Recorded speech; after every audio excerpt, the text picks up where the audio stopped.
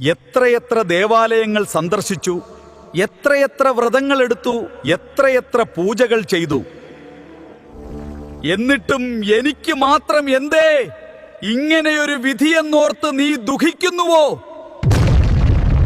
ആത്മവിശ്വാസം നഷ്ടമായി, നിരാശയേറി മറ്റുള്ളവരുമായുള്ള സംഭാഷണ വേളയിൽ ദൈവങ്ങൾ ഒന്നുമില്ല എന്ന് നീ നിഷേധം പ്രകടിപ്പിച്ചു തുടങ്ങിയോ? എല്ലാവരിൽ നിന്നും അകന്നുമാറി സ്വയം വിധിയെ പഴിക്കാൻ തുടങ്ങിയോ? ഇഷ്ടങ്ങളെയൊക്കെയും നീ വേദനയോടെ വെറുക്കാൻ തുടങ്ങിയോ? ചുറ്റുപാടും ശ്രദ്ധയോടെ നിരീക്ഷിക്കുക.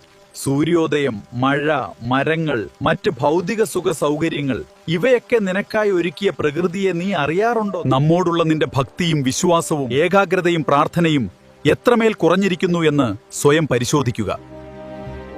നിനക്ക് നാം നൽകിയ അനുഗ്രഹങ്ങൾ എന്തൊക്കെയെന്ന് എണ്ണമിട്ട് എഴുതി നോക്കൂ. ആത്മവിശ്വാസത്തോടെ കാത്തിരിക്കുക. ഒരു വിത്ത് നട്ടാൽ ഉടനെ മരമാകില്ലല്ലോ. അതുപോലെ കർമ്മഫലം ഒരു ദിവസം കൊണ്ട് നേടാൻ കഴിയണമെന്നില്ല. നിന്റെ ഉള്ളിൽ നിറയുന്ന എന്നെ തിരിച്ചറിയുക. തീർച്ചയായും ജീവിതത്തിൽ അഭിവൃദ്ധിയുണ്ടാകും.